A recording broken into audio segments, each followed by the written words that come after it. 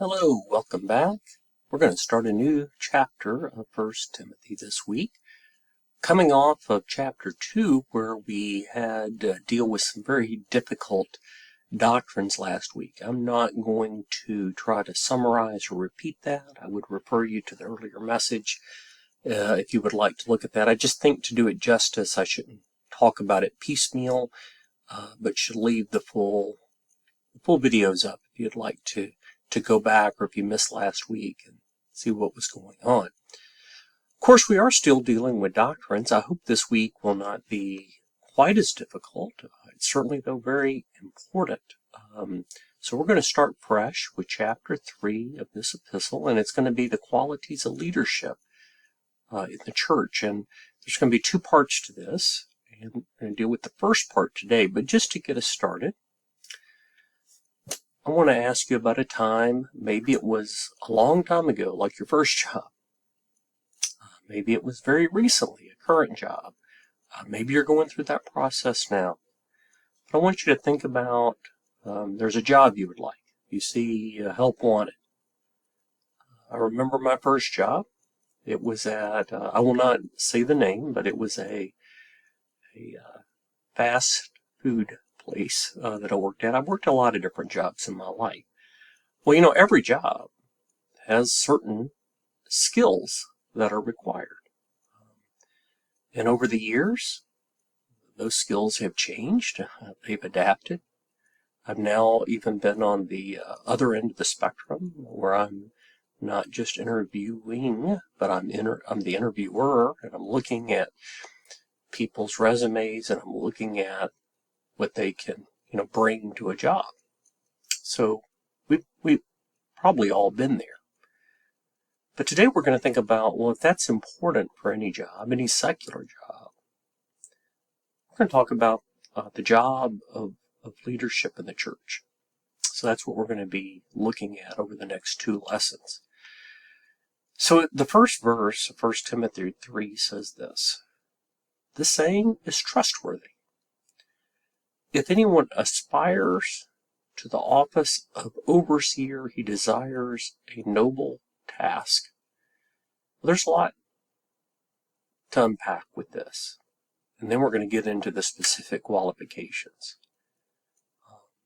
There's times in your life you may think, well, I would like to someday have this job. Sometimes we ask children, what do you want to be when you grow up? Well, depending on what that position is, there could be a lot of training. It can be a good job, though. Like, that's great. Go for that.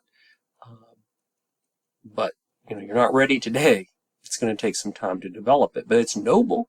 It's good. I want to be a teacher. I want to be a police officer. I want to fill in the blank. I don't want to just focus on certain professions. And so, well, that's a good thing. Now, in this case, the church does have a structure to it, and it's called the office. In the ESV, it is translated overseer, but that's an English translation. It can go by different names that we see. Names that you would see in various passages for this and similar passages. You might see the name bishop, pastor, shepherd, and elder would be some of the common translations of this. Now, sometimes people think of a teacher. A teacher can definitely be part of this position, but they are not necessarily, a person could be a teacher, but not necessarily an overseer. But an overseer, one of the qualities is they should have the ability to teach. So just like, think of any organization. So if you're interviewing for a job, somebody's interviewing you, there's a manager or there's a supervisor. It's part, really, of the order of the world. And God has an order in the church. And this is called a pastoral epistle along with Titus, because it's going through very specific qualities. I like to use the term, personally, pastor. So if we call this a pastor, it's kind of a structure for that. And again, we can look particularly in Titus, which is kind of a corollary epistle here, but also in Acts, Philippians, and James. Really, we could look at other places. I think First Peter has some things. So, this is important. It's back to the issue of what this epistle is about. The importance of doctrine, the importance of order in the church. It was all introduced in chapter 1, and he's continuing to build on it. And he's speaking also to Timothy, who is the overseer, the pastor. He's the leader of this church of Ephesus. And so Paul wanted to make these things clear. Now, interesting, in the epistle of Titus, it is an extremely similar list. And really what we want to think about is the character qualities in this list. We're going to look at the specific list. But we want to also think about not just checking boxes on the list, but thinking about what that list, what are the qualities that that's exhibiting. So let's think about this. It's a noble task. We know that we need workers. We know we need help. But there's qualifications required. So it says, there's a long list here. I'll say a little bit more about some than others. You can think about it yourself. So an overseer, some of the qualities must be above reproach. That means there's not easy accusations that could be made, and there'll be more speaking to this later, that they don't have a bad witness or testimony, that there can't be charges brought about them. Now, let's make very, very clear. Anybody serving in these roles is not going to be perfect. They're going to, at times, have failings. So we're not looking for perfection here, but they're not going to have a habitual lifestyle of blame. They're not going to be out there living a life that's inconsistent with this role that's bringing a bad witness upon the church. This is one that could be a little bit controversial. The husband of one wife. Well, certainly this speaks to the issue of polygamy. This is a person who is married to one person. We saw, thinking of in the Old Testament with the kings, Solomon and the troubles he brought upon himself with having all these wives. And it's not what God intended from the beginning. In the beginning, God created Adam, and there was Eve, and there was a husband and a wife and a family unit. And that's what the intentions are. Now, questions that can come up about this. So one, if there was a church that prohibited a leader to be married, that would definitely be inconsistent with this, because it says the husband of one wife. But what about the opposite end of the spectrum? Does that mean you have to be married? And the answer to that is no, because we know Paul was not married. There's other verses that speak to that. Jesus was not married. So it clearly does not require you to be married, but you should not be married to multiple people. Now, what we're looking at is the character qualities again. We're looking at a person who's faithful, and is not out as an adulterer, not out, certainly again, clearly prohibiting any kind of polygamy or anything like that.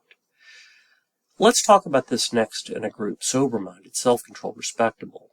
Okay, this is a person who was not flying off in anger, who has wisdom, who takes the time to make sound judgments. They're not impulsive. They're not involved, again, kind of above reproach with disrespectable behavior. Again, I think we've all known people in our life who don't exhibit good judgment, who are kind of out of control, wild. Now, I want to make clear on something here about the sober-minded self-control. It doesn't mean they can't be humorous or have fun. It doesn't mean they have to be dour and super serious all the time. But when it does come to important matters, they are able to be serious. And they certainly have a life that is under, their body is under control, their home is under control, and they have a life some of these relate to each other: above reproach, respectable. They're hospitable. It means they're friendly.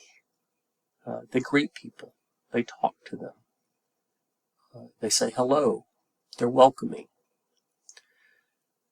I said earlier about the idea of teaching. So being able to teach is an important quality. But just because you're a good teacher, if you don't have these other qualities, you're not going to make a good pastor. So a good pastor should be able to teach, but a teacher and a pastor, that's just one attribute. But they should be able to teach well. They're not, like other parts of their life, they're not a drunkard. They're not out of control. Again, they're not violent. They're not out of control. They're gentle. That would go along with hospitable and welcoming. So we kind of compare quality to quality here. Not quarrelsome, back to this out of control or not violent. They're not always looking for an argument. And quarrelsome doesn't have to be with, say, fist fights. It can also be with a word. They're not quick to create a quarrel, to create a division. They're actually looking to be hospitable. They're looking to bring people together and not tear them apart. Not a lover of money, and it's sad. There have been many overseers, many pastors who have fallen into a trap. As many people who aren't pastors fall into the trap. For all of us, it's easy to fall into the trap of the love of money. So it doesn't have to do with taking necessarily about poverty, but not preoccupied and focused on money. Again, I know we could spend more time on each and every one of these, but I'm trying to kind of look at the whole list here. Think about how they all relate collectively. So continuing on with the qualifications, he must manage his own household well, with all dignity, keeping his children submissive. For if anyone does not know how to manage his own household, how will he care for God's church? Well, that's part of the witness as well. It relates to their family. It relates to their finances. Everything should be in order. Everything should, and their household should be managed well. It's part of being respectable, part of being blameless, part of being a good witness. Interesting, must not be a recent convert, or he may become puffed up with conceit and fall into the condemnation of the devil. I remember it was many years ago that I first felt a calling. Very recently, after my salvation experience and talking to the pastor, and there's got to be a temperance of time and the value of experience. And the more I learn about not just being a pastor, but other parts of life, you can have knowledge, you can even have aptitude, you can even have a calling, but sometimes you need the tempering of experience. Let me even try to just share an example. Let's say you're a young mother and you're reading the book. You're called to be a mom. You're reading the book. You're getting prepared. You're going to be, the best mom in the world. You're going to get through this. But then real life is thrown at you. And when real life is thrown at you, you have experiences. You have to think about, what am I going to do in this situation? Well, that's true of any job. It's true of being a mom. It's true of being a teacher. It's true of being a police officer. It's true certainly of being a pastor. Besides just taking a passage and teaching it, when you deal with people, all kinds of experiences, all kinds of scenarios come up that can be difficult to deal with. And that's why you don't need to be a novice, but you need the experience that comes with the job. Now, the last of the qualifications is he must be well thought of by outsiders. In other words, that idea of being blameless, respectable, self-control, managing their home well, so he would not fall into disgrace and a snare of the devil. And the balance here is, they certainly don't need to be involved in behavior that's disrespectful. But if people don't think of you well because you've stuck to the true doctrine, and they're angry with you for that, that's not a disqualification. So you don't want to try to be such a people pleaser that you you compromise with the true Word of God says. But certainly don't say, well, they just hate me because I'm a Christian if your behavior is very poor. Now, what is all these things? Let's put them all together. All together, we look at a person who has a good testimony and witness, a person whose life is measured. It's measured by moderation and self-control in all things.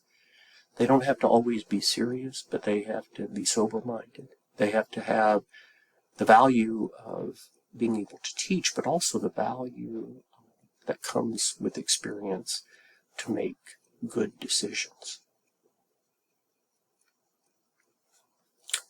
So this is what I want to bring up for a conclusion. These are presenting to us, these things that we've been looking at, they present to us the qualifications required to be an overseer, pastor, a leader in the church. And if these are those qualifications, they should also be our exemplars for everyone. So I would invite you. You might say, well, this list doesn't apply to me. I'm not, nor do I desire to be an overseer. I don't want that position. Well, certainly we're all imperfect. And the people who hold those positions are not going to perfectly exhibit each and every one of those qualities. I certainly know I do not. But we should all strive to exhibit those qualities the best that we can. So we're all imperfect and children, but we should look at the list. Every one of us. I certainly should look at it. I encourage you to look at the list. And I want you to think about, are there some qualities in that list that you would like to endeavor to build up in your life? Are there some that you'd say, well, I'm not going to be an overseer. I'm not going to be a pastor. But when I look at that list, I can see I would like to exhibit some of those qualities at a better level. There's some areas that I have fallen short. I encourage us all to look at that, because these are qualities that God said are noble. They are good to exhibit. They are good to think about. And it is important that we have the right leaders in our church. Many companies even have a moral clause, because if a leader falls, it brings a lot of disrespect on the organization. So it's important for our leaders, but it's also important for all of us as witnesses that we exhibit the qualities that God wants us to.